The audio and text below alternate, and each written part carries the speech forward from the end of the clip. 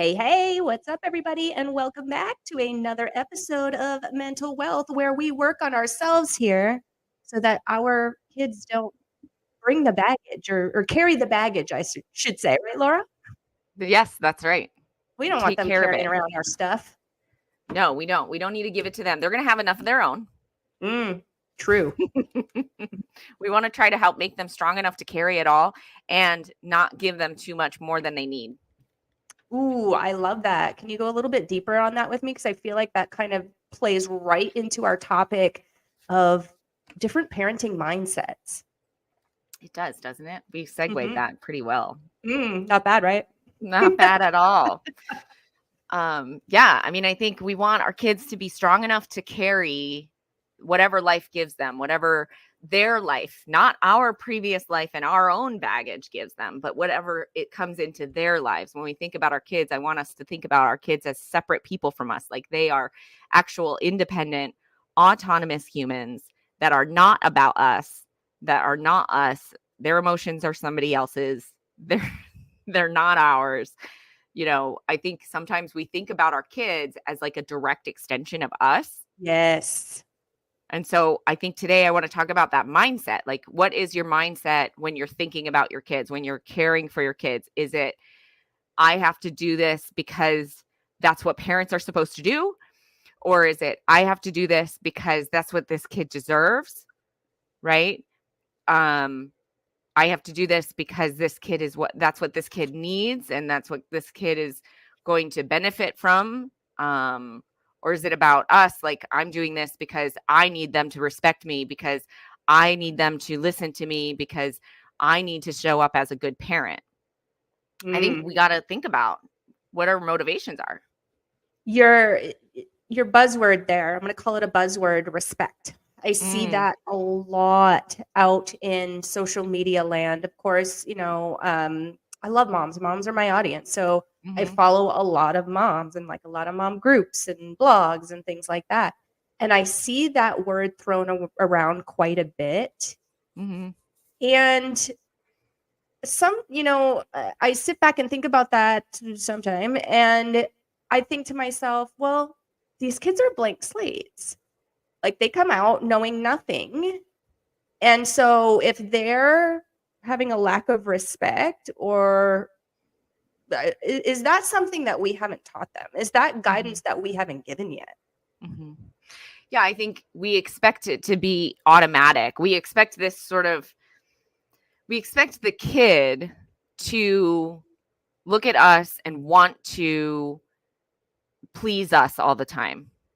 We expect the kid to want to be, in our good graces. And we expect the kid to see us as somebody and be grateful to us. Like, we think that that's like sort of automatic. And while a lot of it is, like, kids are basically little vessels that are designed to activate the caregiving system. And a lot of the time, when as parents, we sort of pay less attention to when they're being quiet and well. And so they learn that in order to activate the caregiving system, they need to disrupt. Ah, that's interesting. Right? They need to disrupt. They need to cause some kind of ruckus in order for us to do something for them. Because when they're well, we're just sort of leaving them alone. And sometimes, and kids need attention. That's a basic human need, is attention. And so if we're not giving them that attention, that positive attention when they're doing positive things, then they're going to seek out attention in a different way. And it's not always going to come off as respectful sometimes. And then the other thing is, they're going to resent us if we are not caring for them adequately, if we are not delivering care in a leader, like as a leader. If like kids are so resentful of parents who act like children.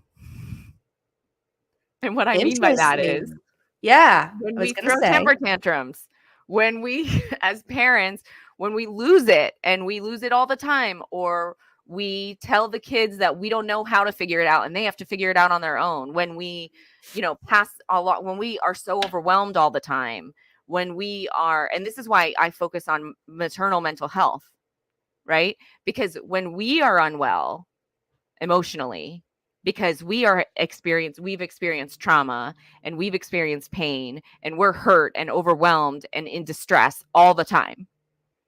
Well, our helplessness translates to our kids, and our kids are like, well, if you like, what are you good for? That feels unsafe. Right. And it's like, you're not taking care of me because you can't take care of yourself. And so that sounds harsh, right? But we're talking about little kids here. We're not, they're not, vessels of empathy. Right.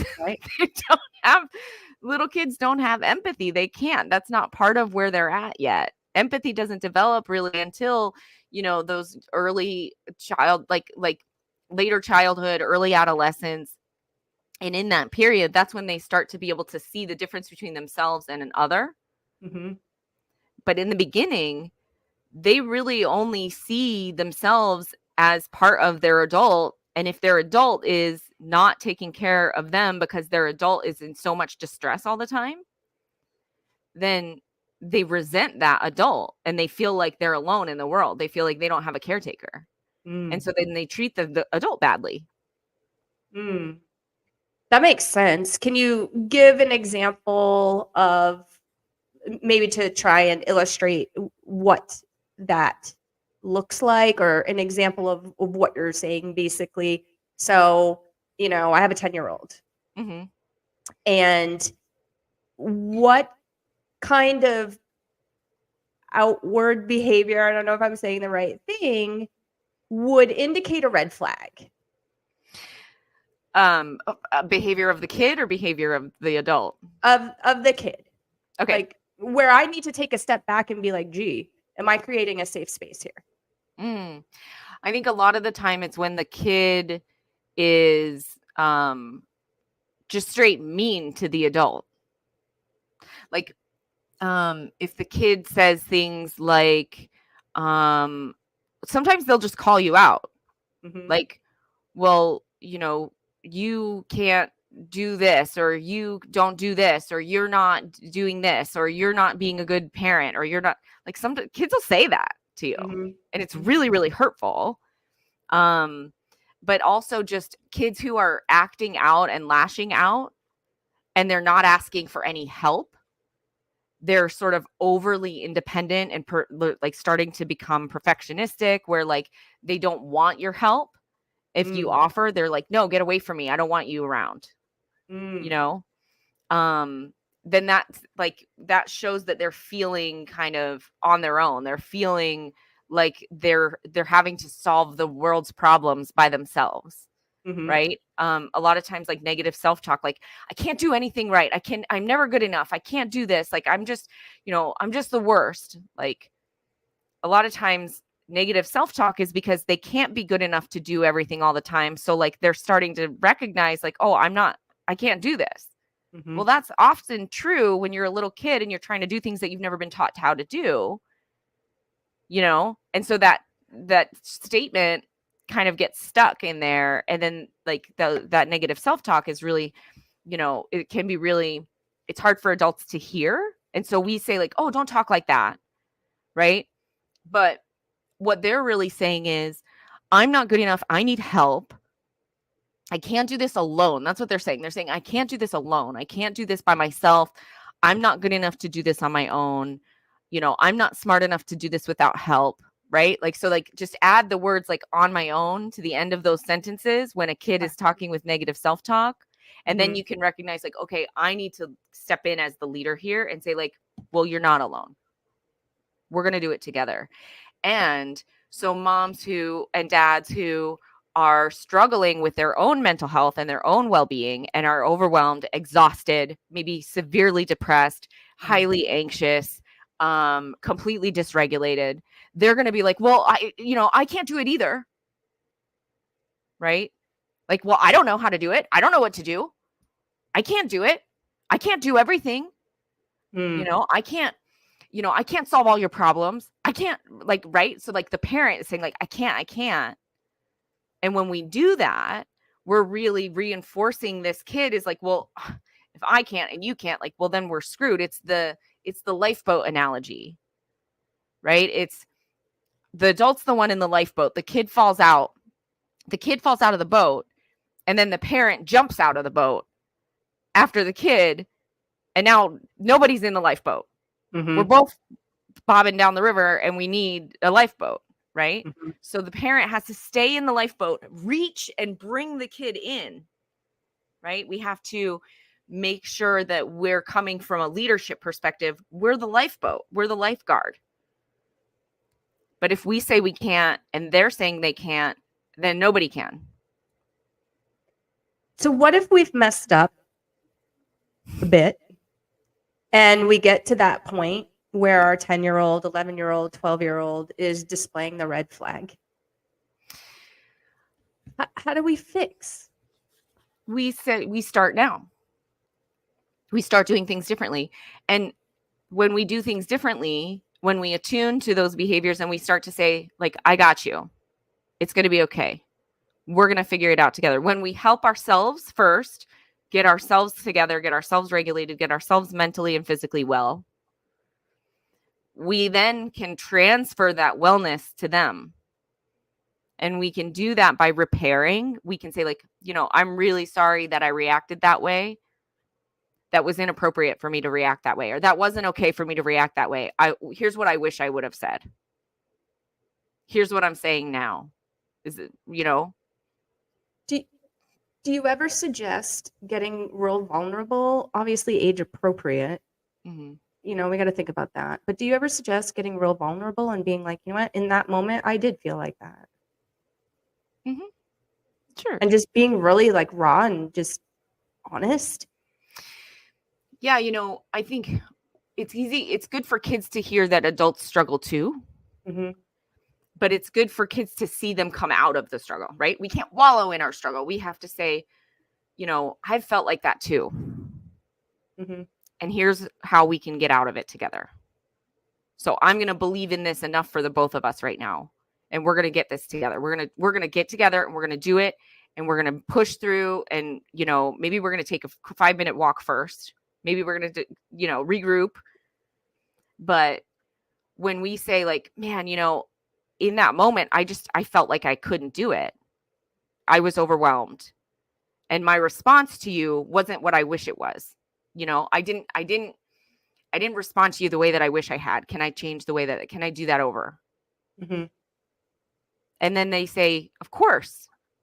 Right? Because, well, yeah, definitely. I would love to hear the attuned response now, please. That's my, I need that. Give it to me. Right. I'll take it in any form. Like, that's the caregiving system, right? You're activating the caregiving system. Like, they need care. They need connection. They need attunement. And attunement means to feel felt, to feel seen, to feel validated, to feel valued, to feel important, to feel understood, to feel necessary, to feel like you think that they're really cool and awesome and you believe in them. It seems like these are also things that, going back to the beginning of our conversation where we're talking about, hey, we got to teach them to respect us first. Like, it seems like this is what we want from our kids too. Mm-hmm. Some of these things, right? Yeah, we have to offer it to ourselves before we can expect them to offer it to us. Mm-hmm. If we're not respecting ourselves enough to get mentally well and physically well, how can we expect our kids to respect us when we're not modeling self-respect? Mm-hmm. Or themselves. Right. They won't have that self-respect because they won't see their own value as they'll think it's selfish to, like, how many of us think it's selfish to like do things for ourselves? So much so. And I'm getting better. Right. Because, the whole oxygen mask thing makes a lot of sense to me now. Yeah. But I feel like that was just kind of ingrained, and which is so weird because the person that's telling you that it's selfish for you to think of yourself, what they want you to think of them. So who's the real Right. selfish one here? You know what I mean? So that's Touche. it's so weird to me. But I can definitely tell you that for a significant portion of my life, I certainly felt that way, and you were not going to change my mind. Mm-hmm. Right. And so when we're teaching our kids that thinking of themselves and like caring for themselves is selfish, well, then we're basically teaching them that they don't matter. That's what we're saying. We're saying you don't matter enough to care for yourself. Hmm. And that's what we're saying about ourselves when we're not caring for ourselves. We're saying, I don't matter. I don't matter. Why would I do that for myself? I don't even matter. Hmm. Like, let that sink in for a second. That's a big one right there. Yeah. And so we can't expect our kids to make us matter. They don't owe us that. It's not their responsibility to give us the respect and the love and the attunement that we have to give ourselves and that we really signed up to give to them. And the modeling part makes a lot of sense to me. And what would you suggest to somebody who is doing the work but isn't quite there yet, maybe still doesn't feel like they matter, Mm-hmm. but understands I need to teach my child that they do, and we do that, a lot of modeling, right? A lot Mm-hmm. of times. So how can somebody kind of, I don't know if it's like the word is incentives, not really the right word, but like what as moms would you advise if somebody was in that space, how they could kind of bridge that gap where they're like, you know what, I'm not really feeling so keen on myself right now, Mm-hmm. but I know that I want my child to not have this baggage, right, that I'm carrying. I want my child to feel that they matter, that they're important. What kinds of things do I need to model, even if I'm not feeling that myself? We need to model some of the basics, sleep, hygiene, nutrition. Remember when we talked about bedtime and feeding behaviors and grooming behaviors? Those are things that we can do together. And when we do those things together, we're teaching ourselves that we matter and we're teaching them that they matter. And so when we make meals with our kids and we talk through the food that we're choosing and we, say, oh, there's protein in this, there's vitamins in this, or like, let's read the nutrition label, like, because we want to feed our bodies. Like, we're showing them that food is nutritious and it helps us and it feeds our bodies and it's good for us. And that's why we, pay attention. And that's why we eat dinner together. We brush our teeth at night so that we can care for our bodies and keep ourselves healthy. We, go to bed on time and we get a good night's sleep because we need to make sure that we're rested for our minds and for our ability to process information and to learn and to grow. We have to have good sleep because that's what our body's doing, is it's growing when we're sleeping. And so we're showing them those basic behaviors, and those basic behaviors are some of the most important towards self-esteem and not depression. Depression is the opposite, and what wires together fires together. When we're depressed, we don't sleep well, we don't eat well, and we're not great with our hygiene.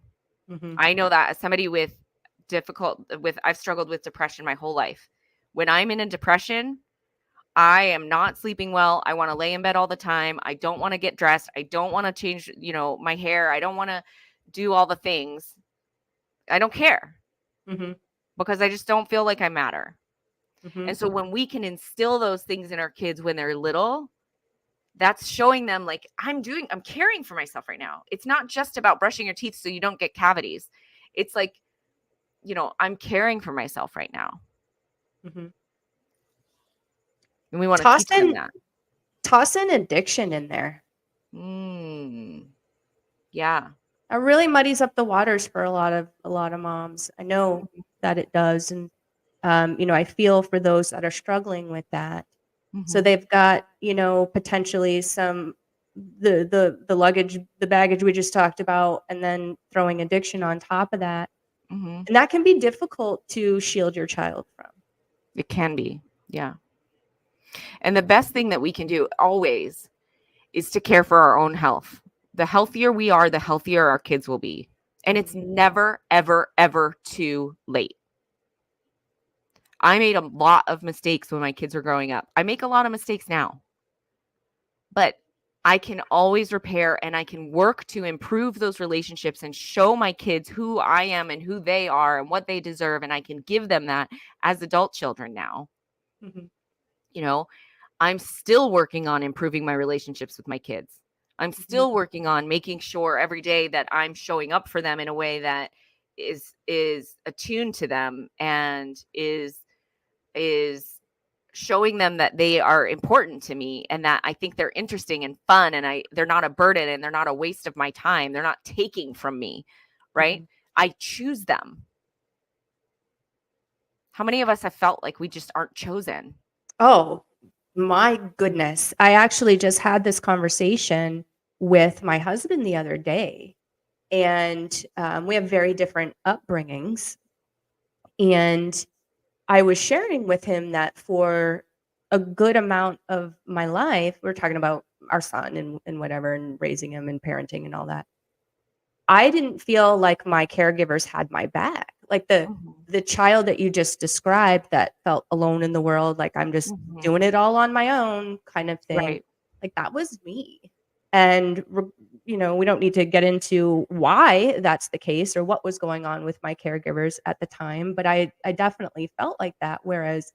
he had parents, like, they weren't rich by any means, they were, but they had his back.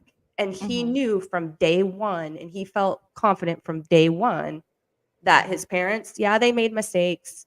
Yeah, they Right. weren't perfect people, but they had his back. Right. And I feel like that is so giant. Now I remember what it was. Jackson asked a kind of a interesting question, we'll just say. And my husband's kind of immediate reaction was, be careful with your words, with Mm. what you're asking. And I kind of had a different reaction to that. And I was like, you know what? It's a safe space here. I Mhm. feel like he can just get it out the way he can articulate, however he can get it Mhm. out. And we're going to have his back, Yeah. because I want him to feel comfortable that he can ask me weird questions, Mhm. or something that obviously he's not going to feel comfortable, bringing up to a friend or a teacher or something like that. But I want him to feel like there's nothing he can say to me that I won't have his back. Like, Right. okay, so if he breaks a law, okay, maybe there's going to be some things that he's going to have to deal with and go through, but that doesn't mean that I don't have his back in Right. terms of, him being a person that I love and care for, and him mattering, like you said. Right. And being accepting someone is not the same thing as agreeing with them. Right. Big. So Loving big. someone unconditionally is not the same thing as eliminating all consequences. Like you don't have to do you don't have to protect them from the world and consequences and natural consequences of life in order to love them unconditionally. You can allow them to go through what they have to go through. Like you said, there are consequences to our actions. We can support and love and accept them without agreeing with their behavior, and while also letting them know, like, I've got you and we're here together, but you are going to have to go through some stuff that is hard. Maybe you have to go do community service, or maybe you have to go, maybe you got a bad grade and now you have to go to summer school, and that's a bummer because you were looking forward to your summer. You know what I mean? Like, we can love them unconditionally while also facilitating and walking them through and supporting them through the difficult things that happen in our lives. Mhm. Huge. I just keep going back to, kids are a blank slate. Yeah. They come into the world, they don't know shit about shit, Mhm. right? Like, we gotta show them that. We've gotta model that And in my past, I can remember being told, oh, you're the oldest, because I was like the oldest of my cousins. I Yeah. didn't really have any siblings till way later. But, oh, you're the oldest, you should know better. Mhm. What? Like, what should I Right. know? What should I know? I don't know anything, Yeah. right? Yeah, and I remember feeling kind of like I had all this stuff going on, but then on top of that, I remember feeling like, well, am I dumb? Because I don't Oh, know. because I don't know. Yeah. Yeah. And so I feel like oftentimes as adults, we've lived many decades and we don't Mhm. think about that and think about, okay, these guys are fresh. Like, they're right out the gate. Like, we had to teach them how to eat with a spoon, for goodness sakes. Like, of course we have to teach Mhm. them the other more difficult things in life, right? Yeah. Yeah, parenting is a huge responsibility. Like, and I took that for granted when I was having kids, and like I didn't think about the level of responsibility that it is to raise a whole human. Yeah. I really didn't. It didn't like, I mean, of course, like I recognized like this is a huge deal to have these kids, but like I don't think that I really had the mindset of like, okay, I am fully responsible for this child's, this blank slate's entire development. Like ensuring that their brain develops properly, their body develops properly. And in order to do that, I have to prioritize all of these things that I otherwise wouldn't prioritize. And I have to sacrifice so much time and energy, and I have to like make these decisions that are really, really difficult to make. And I don't think I appreciated the responsibility that I was getting into until much later on. Same. And I wonder how many people feel like that, because Yeah. you and I have very different parenting pasts, right? Yeah. So you had kids, more than one, much younger than I did. Yeah. And I had kids when I was when I was well into my adult life, and I still felt like that. And I feel like, and I said after I had him, and my husband will say it too, I don't think anyone, anything, any book, any video, Mhm. any seminar could have prepared me enough Mhm. for what I signed up for. Now I'm Right. glad I signed up for it. It's very fulfilling. I love my son. I'm so glad all the things. But it changed not only my life incredibly, but it changed me incredibly. Yeah. And I wasn't ready for that. And I was Right. 35 years old. Right. I can imagine an 18-year-old, Yeah. Well, you know? yeah. I mean, I had 3 kids by the time I was 21, Oh my. which is just math that. Yeah, just math. But it was really, I didn't have the capacity. I didn't even have a fully developed frontal cortex. Like I didn't Right. like I could not have even begun to understand what I was doing in terms of like the gravity of the situation, having not even been a fully developed adult when I started. Mhm. And when we think about parenting as a mindset shift, whenever that shift happens is okay. That's, I think, really important. If up until today you thought about your parenting self as like, oh, whatever, I just have to keep them alive until they turn 18.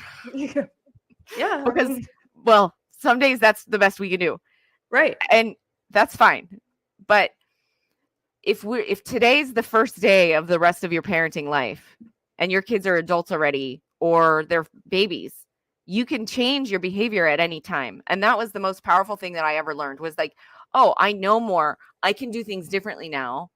And I had to go through a lot of therapy in order to do that, because I had to really heal those ingrained habits and beliefs that had been developed in my own childhood. Mhm. I had to heal from those things so that I could change my core beliefs about myself, and I could know that I'm important, and I could know that I matter. so that I can show them. It wasn't just a snap of the finger here. I think that is so giant. And I think a lot of times, myself included, and I think everybody maybe has a certain degree of this, is we kind of assume that our past defines us. Mm-hmm. We Yeah. assume that our mistakes define us. Mm-hmm. And if you think about it, I mean, I'm 45 years old. I learn something new every single day. Mm-hmm. And I'm growing and I'm building upon that. And I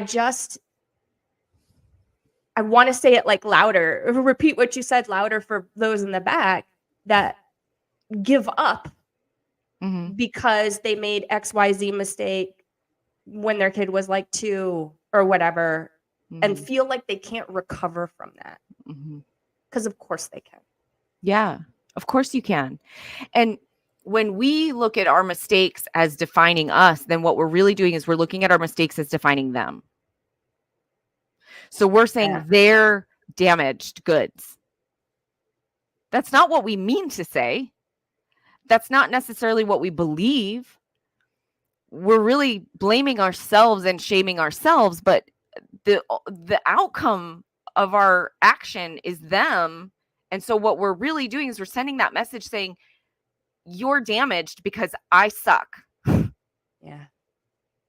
And so that kid is going to grow up thinking, well, I'm fucked. Like, what do I do about this? Right. Like, I'm just messed up because my parents said that they were terrible. Yeah. And that's just not true. You know, we can make terrible mistakes, ones that are hard to recover from, but we can still recover from them. And as these blank slates are growing up, and, you know, we have to recognize that we signed this contract. We said, I got you for 18 years. I've got you for 18 years. I am going to give you the proper home, the proper environment to grow and thrive. I'm going to set you up for success, right? And that's what I said when I signed your birth certificate that day. And we have to remember that that was our choice, not theirs. Right. One thing that one of my kids said to me one time, and this is one of those red flags, was he said that he didn't choose to be born. He said, that's on me. I did this. I created him. I decided that he needs to live and be born. So, like, I need to hold up my end. You know, and that was like incredibly jarring, right? Sure. Like, it was like, oh, you're right. Talk about a mindset shift. Yeah. That was like a big wake up call. Like, you're right. This is on me. So, like, my responsibility now is to set you up for success, is to give you the best that I can give you. And if my best is not good enough, then I need to go get support. And that support is my responsibility. It's my accountability because I signed up for this. They didn't. I love that you said it's on me to go and get support. I feel like there's still, I mean, let's face it, things have come a long way in the last few years in terms of mental health and how we feel about therapy and how we feel about support.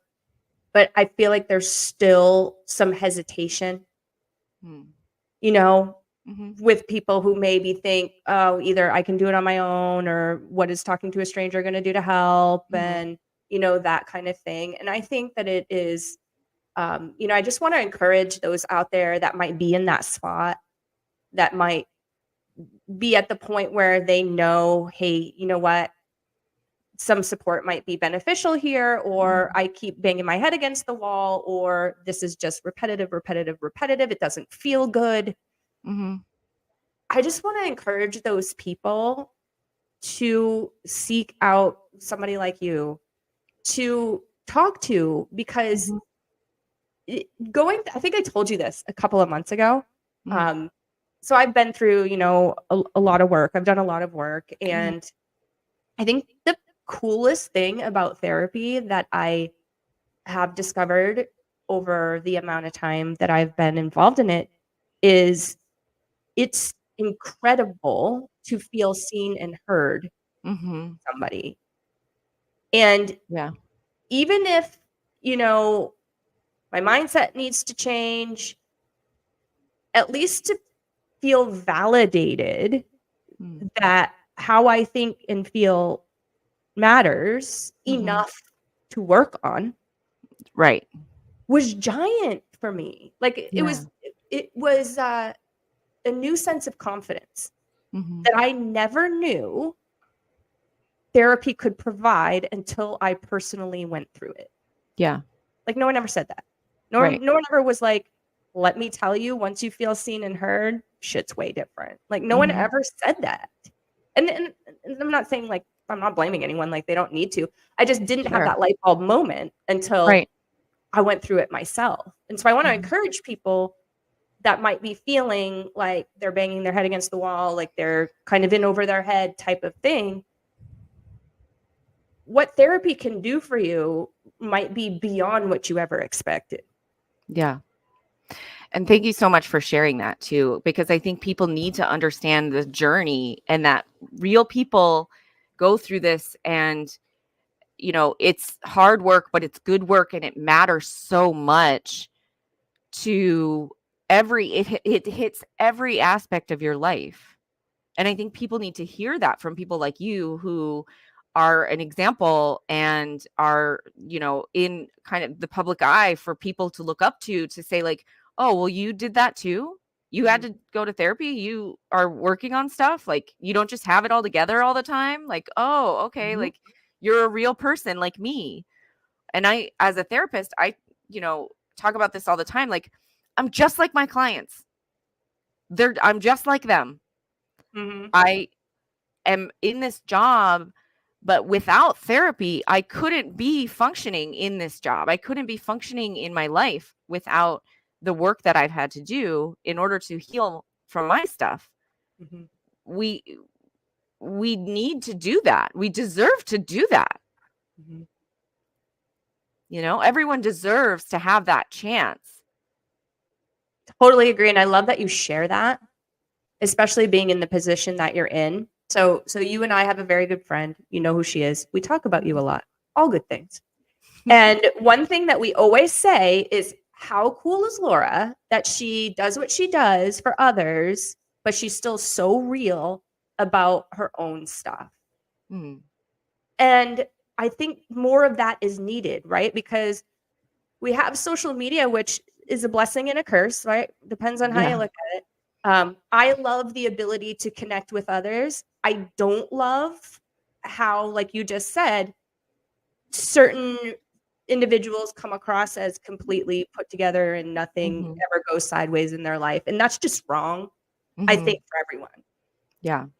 I have never met anyone, and I know a lot of people, I have never met anybody that just has it together all the time, is happy all the Mm-hmm. time, and never makes mistakes and never has Right. human things. Right. Those people don't exist. They really don't. We think so. Right. We imagine in our delusional world of comparison that everyone else is like some magical person, that we are just flawed and damaged and can't get it together, but we can get it together.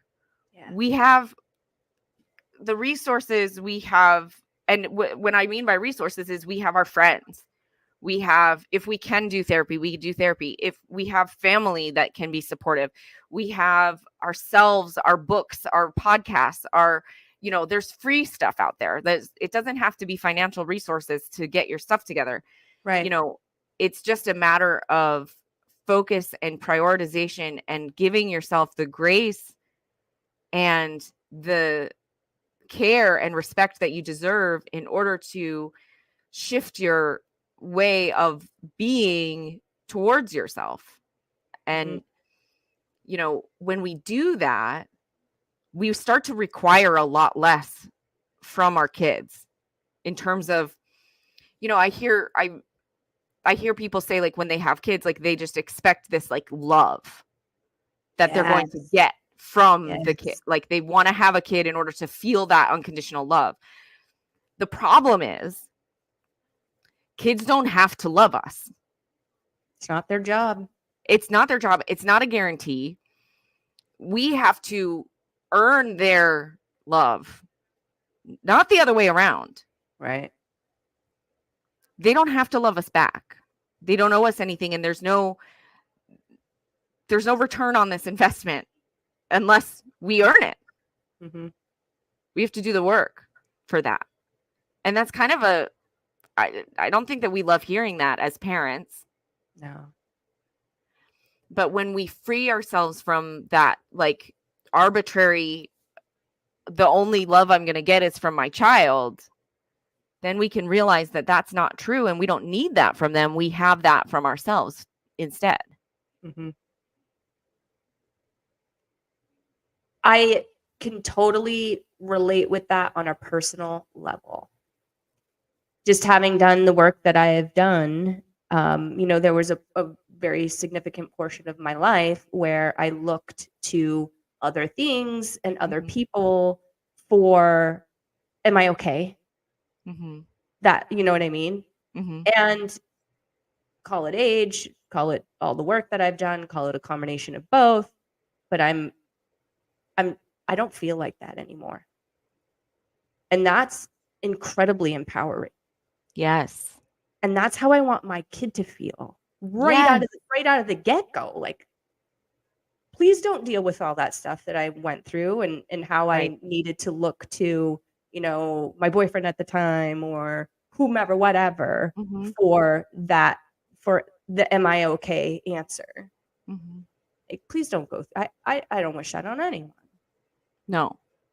We want our kids to be able to trust themselves, to know that they're okay, to make themselves okay, to go and get support. We want them to know that it's okay to go get support and that it's good to go care for yourself, and it's good to go get support from people and ask for help and reach out when you need it, and that there's nothing shameful about needing somebody, and that they can trust their own instinct about themselves, and they can trust that they are okay. Like, I think we often, when we grow up in an insecure way, we don't have the trust. We don't trust ourselves because we've been sent these messages that aren't true.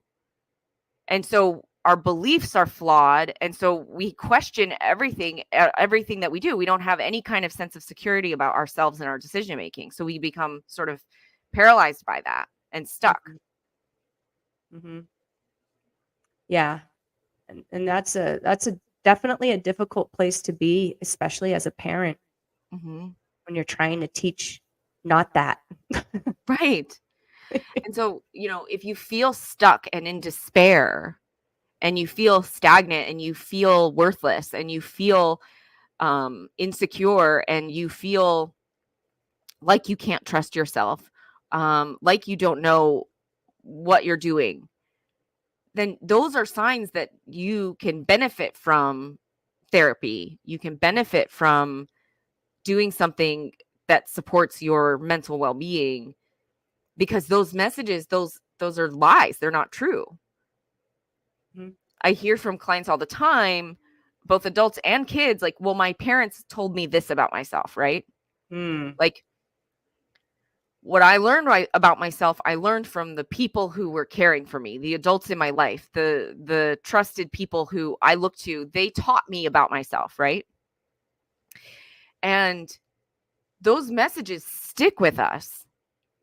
But if that's your case, if people taught you things about yourself that are wrong, that are just faulty, they're untrue, remember that those people who raised you, those people who were caring for you, they're just random people. They're just random people. What do they know? Right. They happen to be, you're connected to them because they're your family or they're your caretaker or whatever. But they're just random people. If you think about it. Yeah. They're no more important than any other people. They just are to you because you're their child or their person. Right. But they don't have any specialized qualifications to say anything about you. Right. And how do I say this where it makes sense? It so makes sense in my brain. What you're saying about them being random, totally understand. Even if they know you well, they don't really know you. Right. Like no one's inside this or inside your heart, right? So they really can't make those judgment calls. Right. Because they don't know. They don't know. No one knows you. And at your core, like there's no such thing as bad people. And people disagree with me on this all the time. But there's no such thing as bad people. No one's just bad. There's people who make choices that hurt other people, right? There's people who make objectively poor choices and who lack the skills to regulate their emotions in a healthy way in order to make healthy and sound choices that are like not harmful, right? There's people who harm others, but nobody's just straight bad. It's all about our belief about ourselves and where we fit into the world. And we give our kids the belief about themselves as parents. We teach them what to believe about themselves. If we teach them that they are just bad and that they don't care about other people and they're selfish because they want to be seen and they want attention and there's something wrong with them, they'll believe you. And people who believe those things about themselves often have harmful habits, whether that's harmful to themselves or harmful to others later. And that makes so much sense. And something that you say all the time, probably for as long as I've known you, is hurt people hurt people. Yeah. So there's that red flag again, right? So I totally agree with you that people aren't just bad. They have stuff that they're dealing with that may make them act in certain ways. And if that's your child, looks like you have some digging to do, right? Looks like you have some work to do. Yeah. And we can hold our children accountable because, like, I get this question from parents all the time, like, where's the line between their accountability and our accountability? We're not responsible for their behavior, and their consequences are the real consequences. When a kid acts out, they need to have a consequence.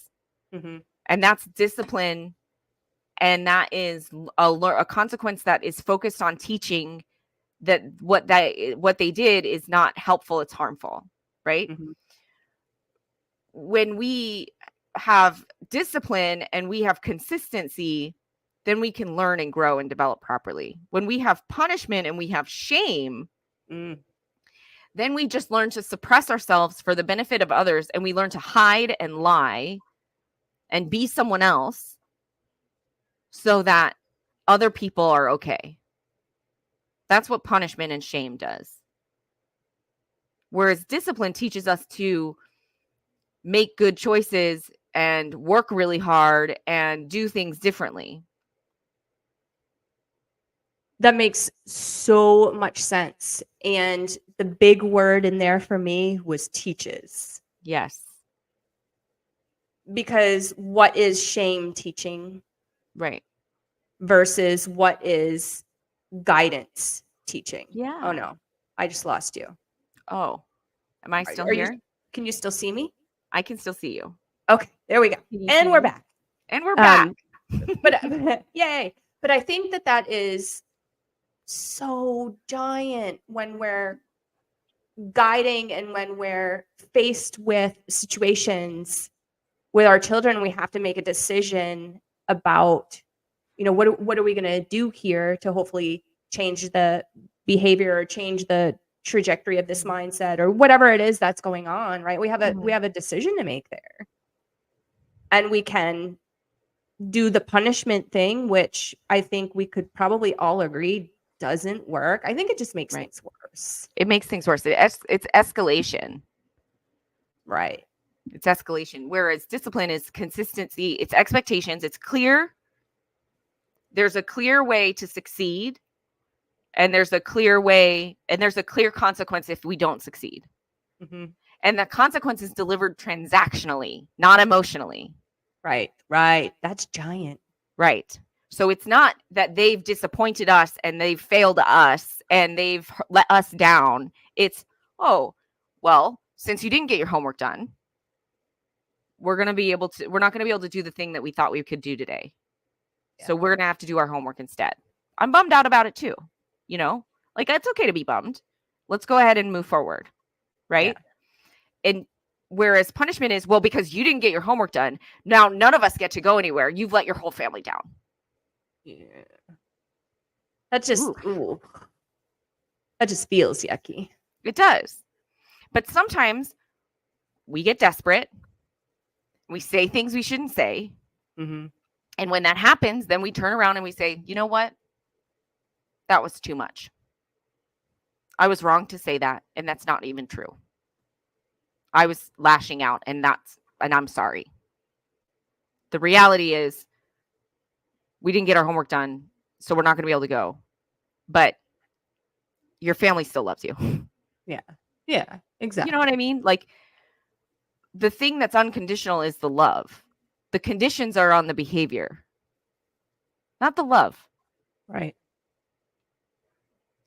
Right. And I feel like in this, may or may not be a conscious decision, but I feel like some parents take away the love when it's withhold.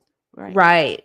Like, I can remember, the whole being sent to my room without being able to hang out with the family for dinner and like all of that kind of stuff. You know what I mean? And that's damaging. I mean, personally, I felt like it was after I figured out that was not the way to do it. So how does that feel versus like what you just said? Hey man, you didn't get the thing done, so we can't go have the fun, but like you can still eat dinner with your family. Right. Right. We need to have reasonable and rational consequences that teach our kids discipline. Like, oh, you know what? I have to work harder if I want to have fun. Versus I'm a piece of shit and I just suck at everything. Yeah. Like, the thought process is very different. The mindset here is very different. We're teaching them that we have to work hard in order to accomplish things, in order to get benefits and rewards and fun things. We're not teaching them that they just suck and that they don't deserve compassion and love and connection. And like, we're treating them like without dignity. Yeah. Punishment lacks dignity. It lacks human connection. It's designed to shame and suppress and disconnect. Whereas discipline is designed to teach and guide and grow and learn and reconnect and stay connected in the first place. Well, and think about, how does that translate? So, I'm 10 or 12 or 15 or whatever, and I just feel like I'm a piece of crap because, so my parents tell me. And so how does that translate in school? How does that translate when I go try out for a sports team, even if I do? How does that translate to my first job, my first year at college, all the things, right, that unfold, my first relationship? Like, how does that translate? Who am I in those scenarios when I'm feeling like that? Yeah. I'm somebody who's struggling, and I'm somebody who maybe isn't going to be able to give it my all because I don't believe that I'm going to be successful. So why would I even get my hopes up about anything? Because I'm just going to disappoint everyone. And I think that we see that in a lot of adults. Absolutely. We do. And, everyone deserves to change the way they have to change their relationship with themselves so that they can treat themselves well and then give themselves the best shot at sharing their joy and connection and happiness and authenticity with others.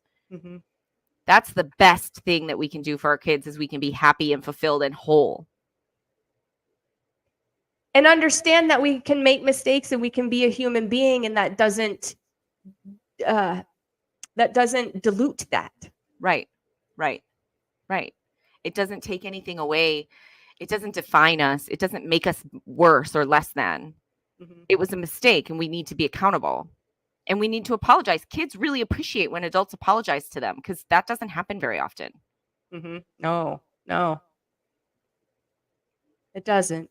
I'm trying to think of my own situations, and I mean, my kid's only 10, so I only have 10 years of this, but I'm getting better at being like, mom probably shouldn't have said that, or I shouldn't have done that, or I might have overreacted there, or take the might out of it. I did overreact there. Right.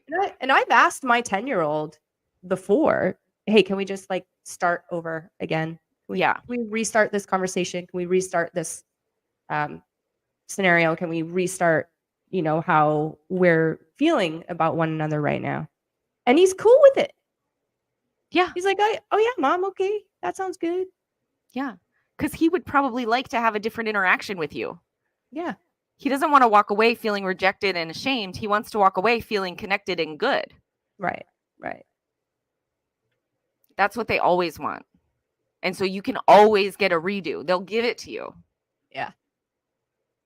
Totally. And that's not to say that we apologize every time we do something that they don't like. Right. That's a huge point. I was just thinking that That's not what we're saying here. We're saying we apologize when we objectively act out of turn and we objectively like say something that's rude or like that lacks dignity and respect and that doesn't treat them like a whole person. Mm-hmm. We don't apologize because, they are not happy with our choice. Or we had to send them to bed early because of whatever reason. Yeah. Right. Like those things are, I need to do this because if I didn't, you wouldn't know what to expect from me. And that would be scary and unfair. Yeah. But I said that this was the consequence. And now here we are. And we have to have the consequence. Because I'm a reliable person. And you can count on me.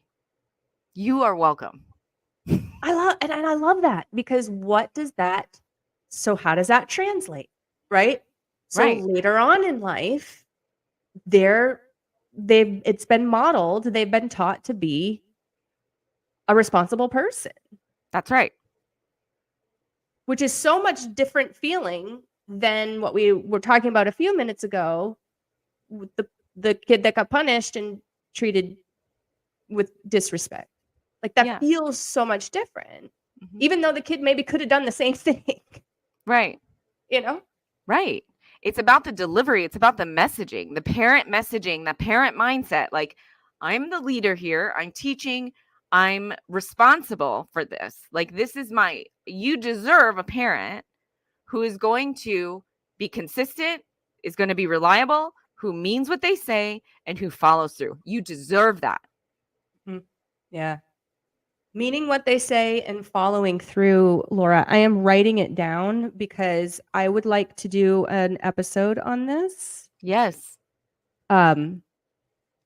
Because I do see follow through. I do see a lot of times, and it's even happened in my own life with, my husband and I, where we're like, okay, if you don't go and, I don't know, pick up dog poop outside today, then you're going to have to get your iPad taken away, whatever, right? Mm-hmm.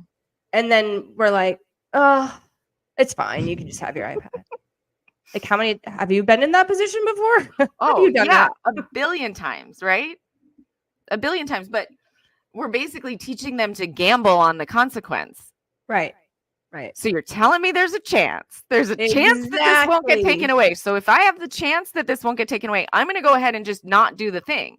And then we're going to be like, well, why? I told you it was going to get taken away. But they're like, yeah, but really only 30% of the time do you actually take it away. So I thought I would just flip a coin. You know what I mean? Exactly. And then how does that risk it? Right. And then that translate when you get into the real world, not so well. Right.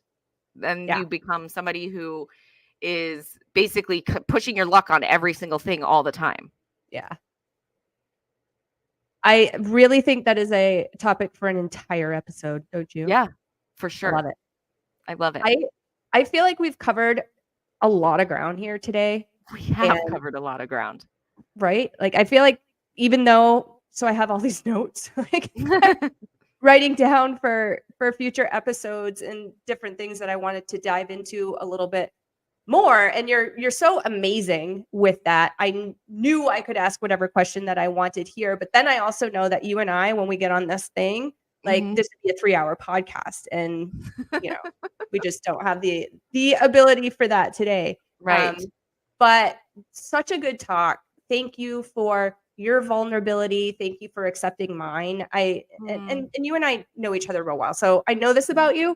But I really appreciate it. We always say this is our favorite time in the month, and it honestly really is. It is.